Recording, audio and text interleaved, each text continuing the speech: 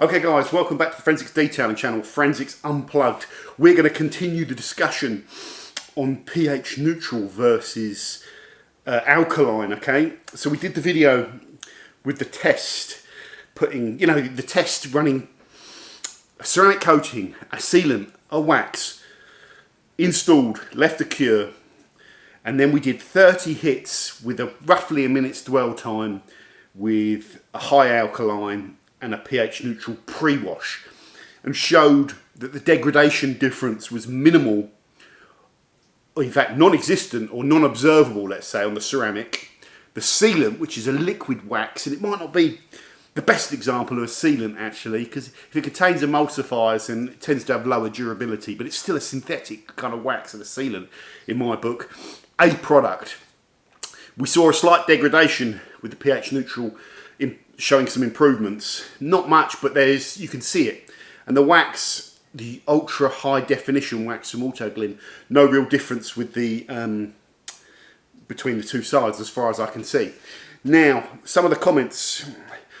The first thing is, whenever I make a statement or the video makes a conclusion, people tend to disagree with that, and if you make a statement against that, you can feel like you're going to get your head shot off because you're in the minority. So all the people challenging the video and the conclusion and stuff like that, thank you, because that's the whole point of it. The whole point of it is to get people talking about all of this stuff, talking respectfully as well. The best conversations are in life where you're talking with someone that's got a different sort of opinion to me. Unfortunately, whenever you get that, there are certain people that if they've got a difference of opinion to you,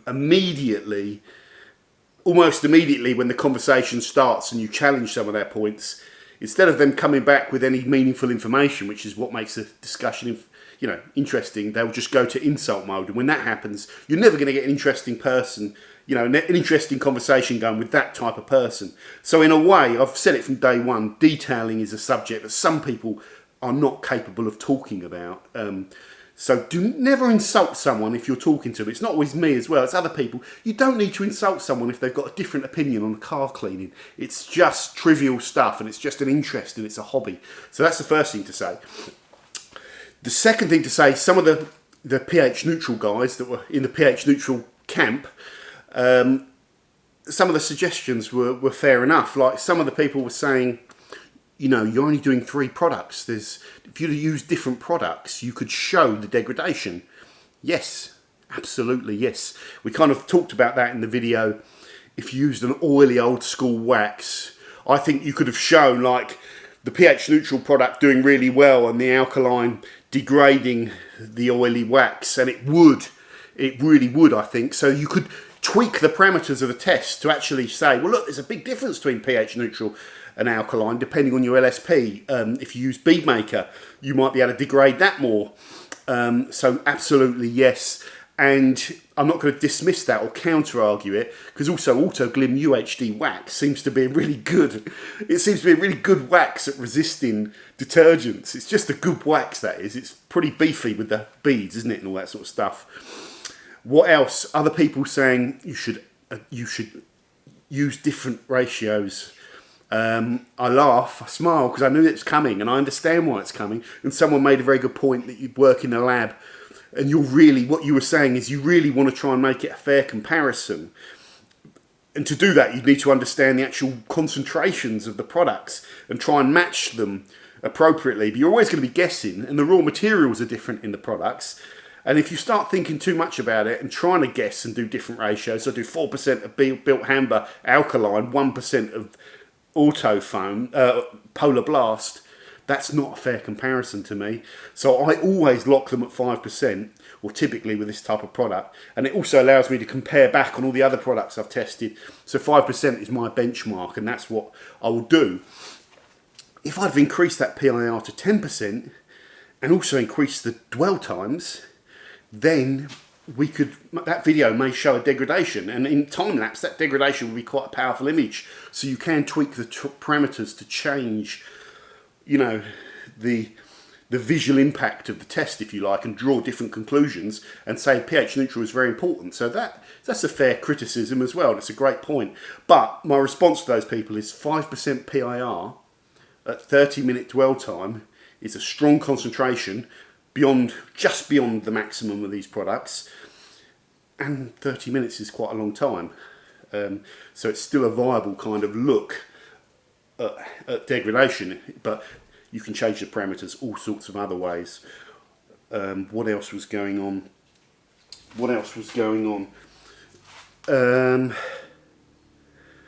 That's about it as far as I can remember. Now, this all started, someone on Detailing World replied to this post and put, we all know this test is flawed. The dwell times were not long enough. You need 3 to 4 minutes. Well, there's 30 minutes of overall dwell time there. So you could leave them 3 to 4 minutes each time. You could. The test would then take, best part 3 or 4 hours of wet feet in the middle of winter to do. But then that person said, everyone knows if you use Surfex at 10% PIR, it will strip a ceramic. No, it won't. You've missed the point of the video. You've missed it so much, we're going to do a live video, okay? Right here, I should have done this first so that when I'm prattling away, we don't have to wait.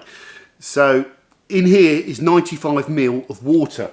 In here is my Surfex HD. Just give it a mix up. Oh, actually, I need 90ml, don't I? I need 90ml if I'm going to do 1 to 10. So I'm going to take out 5ml.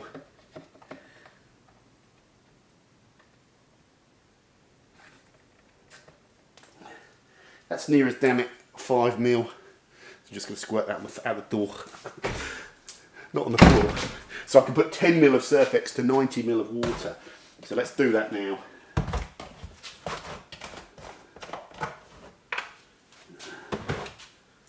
This is a 10ml syringe.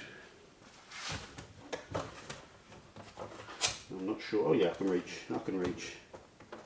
Giving this. Oh shit! Careful, John. Giving this a good shake. More than 10ml in there. Jesus. Never spill neat Surfex, because it's going to be difficult. Okay, 10ml of Surfex HD to 90ml. That's actually more than 1 to 10, isn't it? You said 10% though, so this is 10%, which is 1 to 9. It's even stronger than what I use it. So this has been washed out and rinsed and just been hanging overnight. So we've got a clean brush, so we're just going to stir this up. Let's go straight outside. We've got the previous test panel that's all rinsed off, and the ceramic coating is still there. So we know that ceramic coating's got a good bond as well, because we've previously tested on it. Okay, and I'll show you the coating before we start. Ooh. Okay. So I've been messing around with this left side a little bit more, trying to degrade it. So that's not really what we're interested in. Let's just get the camera zoomed in on this ceramic. There you go. So you can see what's going on with the coating.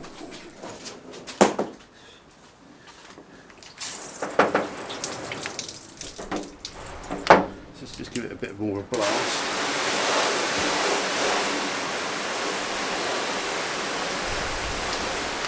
So you can see the coating's there, yeah? Let me look on the viewfinder, see what you're seeing. Left, right. Let's get even closer. Right in there. This little bit aside we're going to go on. Now let's put this on at 10%. And let's, below the R, get it on nice and thick. Get it all on. In fact, let's get it all the way down this panel. It's not quite as precise as the last test, is it? You've got loads of material there. In fact, that wetness goes all the way below the E. Alright. Now let's go back in here.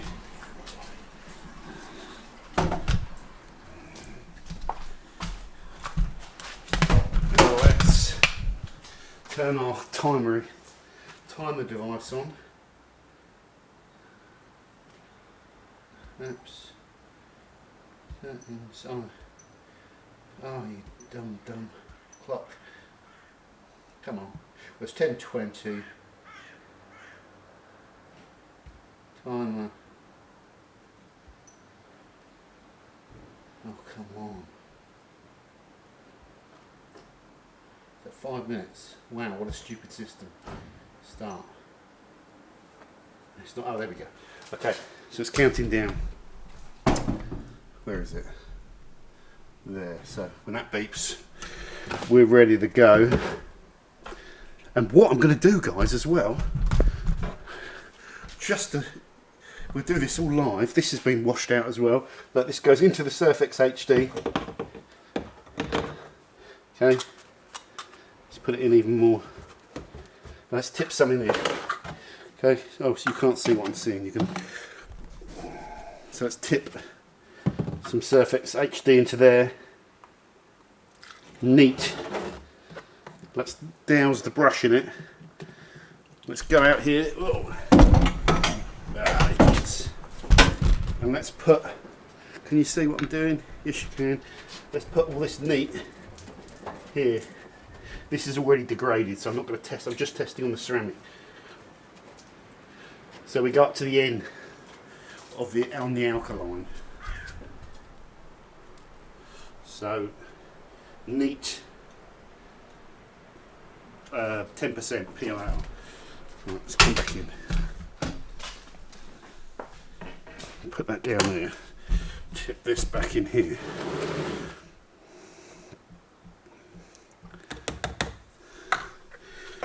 Put that back on there.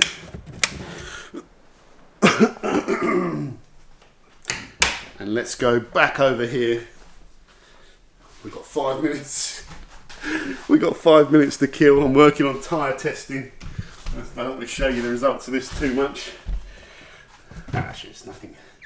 Let's put this down over there. Tyre testing. We're talking about tyres. That's even more controversial. Everything's controversial, isn't it? Everything. Well, it's not that controversial actually. It's my job. It's my job as a YouTuber to try. God blimey. Fucking hell. It's my job as a YouTuber to try and have these discussions, get people talking about detailing, draw out the passion, see if we can get people with different views talking. When I see that happening, I love it. Like I talked about before, it's a fine line. It's a fine line, and there's a lot of crap that goes on. The guy that was talking about this originally in that thread on Detailing World, a couple of things. He put on the thread on Detailing World that I deleted his comment on the video. I didn't delete his comment. I saw his comment. I replied to his comment, and other people were replying. It's quite an interesting thing. His comment was just sensible, so there would be no need to delete it. Unless there's horrible profanity, and there wasn't. And he said he's going to post it again as a different name. He didn't.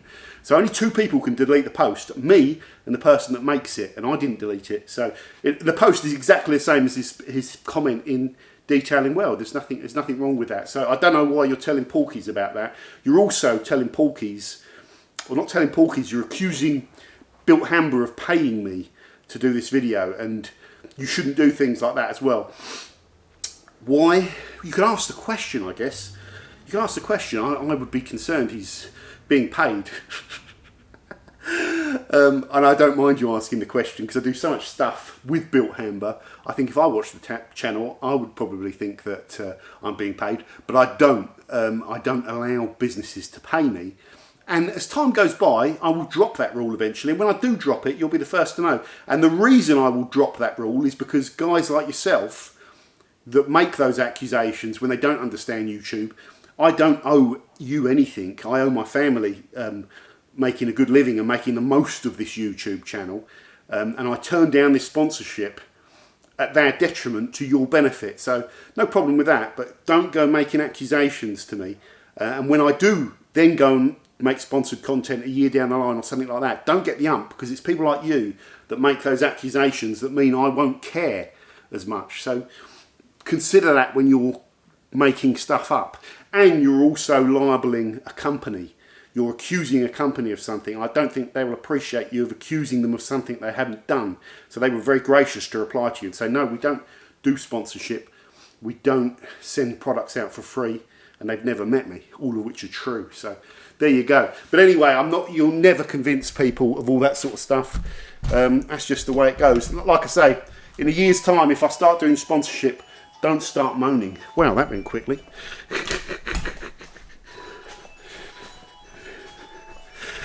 So, our 5 minutes are up. Let's go and look at this. So the person that made this post, obviously Surfex HD at 10% will strip a ceramic coating. No, it won't. You want to see why? Let's go. Right. Let's get a good view on this. Hold on a second. Oh, Jesus. Hold on. Set the tripod up.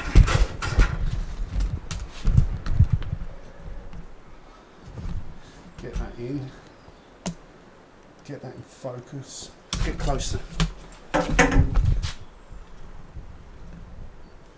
Right. There you go. You've got a good view of that.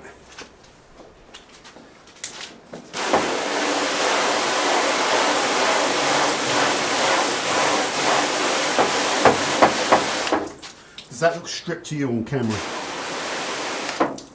Absolutely no difference whatsoever. You can even see where the coating kind of ends. Over here, kind of ends, fades out. You can see it on the panel like that, that lighter bit where it's kind of repelling the water. There's no difference. Look, it's actually faster. It's sheeting faster on the bit that's had Surfex. Can you see that? See how quickly it sheets there? It's slower on the bit that hasn't had the product. Why? Because the Surfex has cleaned it. Okay, let's come right in. Right in.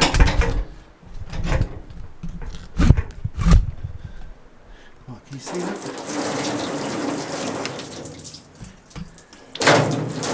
That side there. That side there that's had the Surfex is sheeting the water off quicker now because it's cleaned it from being outside and the environment, you know, getting rubbish on it. I'm right under a tree here, look. And if you're still not 100% convinced, let's move the camera over here. This is neat.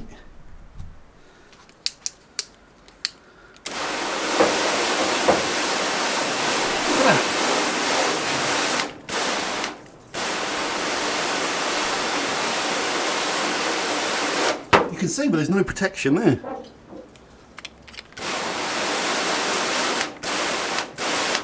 Just put it on the stream.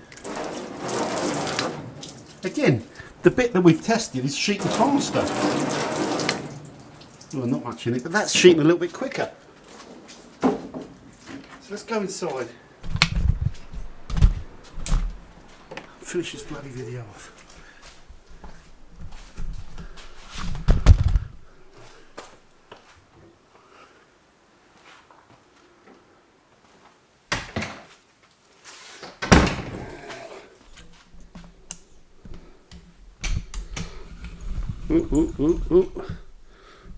Whoa. Let's finish this video off. So, the statement, everyone knows a ceramic coating or Surfex HD at 10% strips a ceramic coating. That is a ceramic coating. It's the one that we've already used and tested. So you could argue it's degraded, but it's still zinging. We've put Surfex on at 10% and it's actually sped up the water repellency because the panel's been sitting outside. So it's cleaned the panel back. It hasn't stripped the ceramic coating, it's done nothing to it. We've used Surfex HD neat, and we've left that for about 4.5 minutes, a little bit later.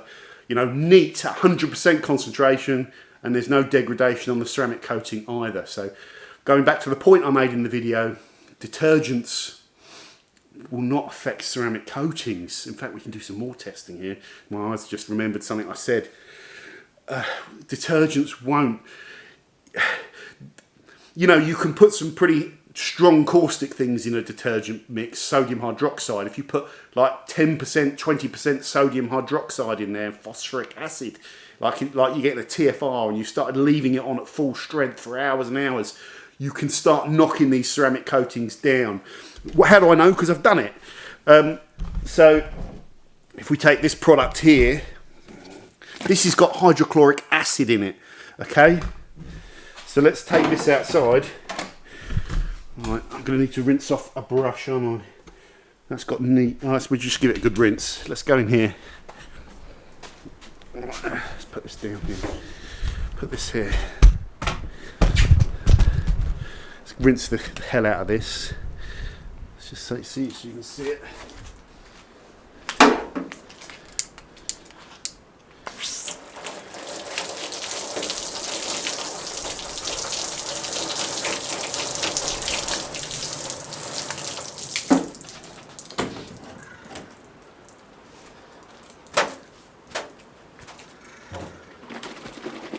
Oof, it's leaking. Or is it just wet? Nice. This is nasty stuff. Get your wheels clean there. Right, loading it up. That's loaded. Let's put this down the middle again. Stinks. I can smell the acid in this. That's gone on neat. Let's just put this down here as well. This is going to smash the sealant and wax for sure. Still won't strip it though. I need to rinse this brush off. I'm going to ruin it. Hold on.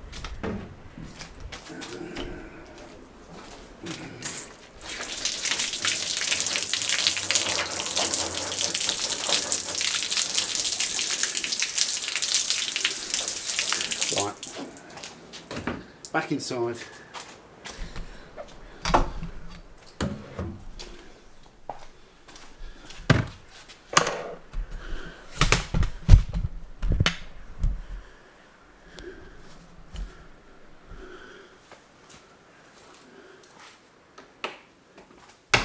Stopwatch on.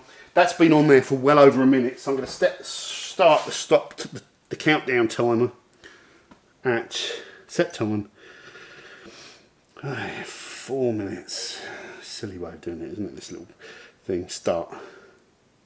Okay, so this time we're using a mix.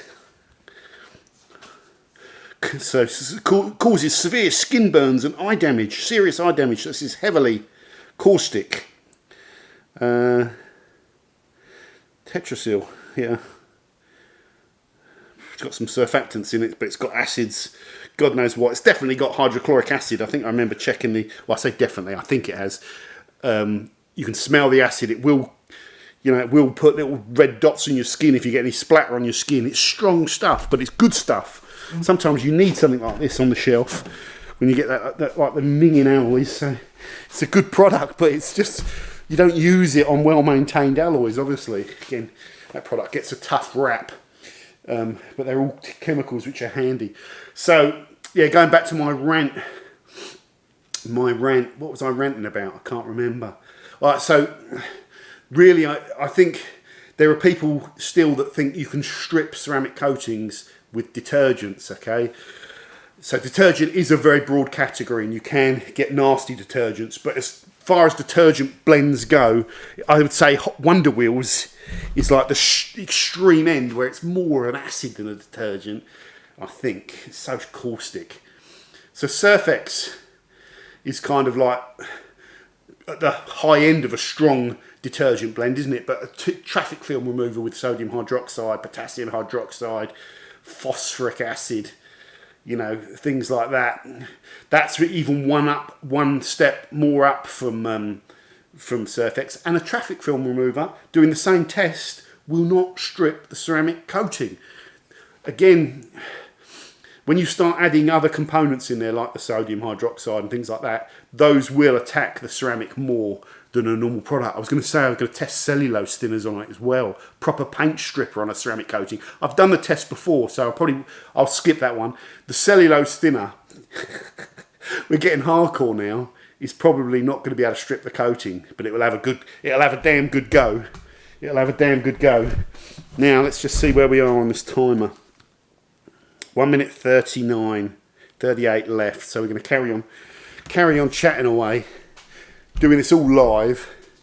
So we can't, you know, you can't accuse me of any hanky-panky. No one accuses me of hanky-panky anyway, so I don't have to be too paranoid about that. You could obviously rig these tests and you could make the results go any way you like. But these tests are very simple. So there's nothing to stop anyone else doing their own version of these particular tests, and I'd encourage you to. It goes back to the key point I was saying, that pH neutral versus alkaline. Alkalines are stronger, they are more aggressive, they'll break down oils more. So typically there is a difference between them, but my overall conclusion is that at sensible ratios, the differences are negligible in the environmental factors.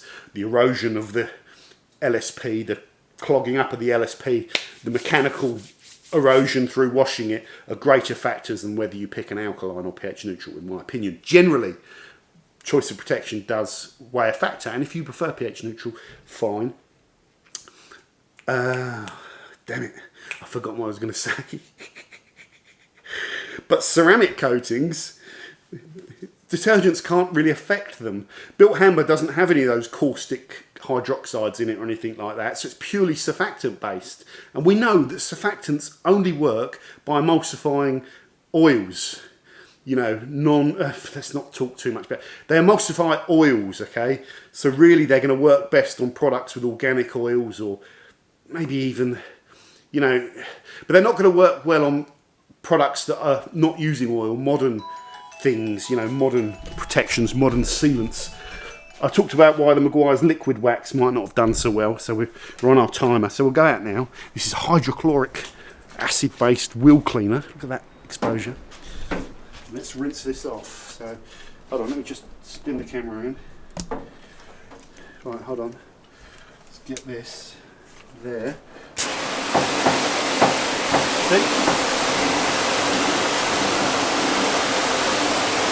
Let's have a look at my own eyes. That's interesting. So there is 5 minutes of hydrochloric acid based wheel cleaner. There is a slight degradation. Let's have a look. Yeah, that's not too bad, but that side is repelling water quicker than this side. But that ceramic coating, let's just go back to spray. Well, it's not exactly stripped, is it? It's not even close to being stripped. You can see that. It's taken a hit. Which probably makes sense because the acids in this product are strong. So let's just go back in, we'll wind up the video.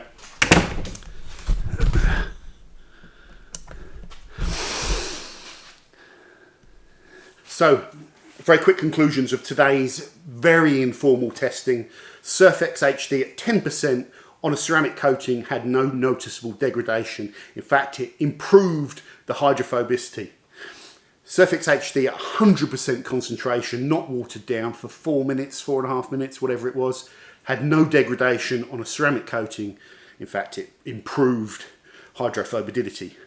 Wonder Wheels wheel cleaner, left on the panel for roughly 5 minutes, about 5 minutes, maybe even longer. Has not stripped the ceramic coating, but you can see a little drop off in performance of that coating. So how many passes of this, you know, the strong wheel cleaner acid could that coating take? I think if you did like 30 hits of it a minute at a time, you'd have a good degradation on that coating.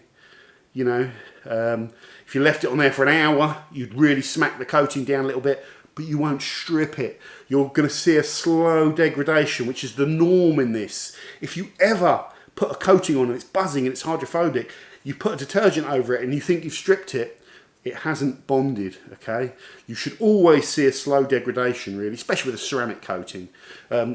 There's loads of things. Add your comments in, guys. This is a very informal video, but we're answering, hopefully, some of the outstanding questions around pH neutral, alkaline. Use whichever one you want, which works best for you. That's the caveat with any of this content. And give me your opinions in the comments. Thanks for watching. Bye now.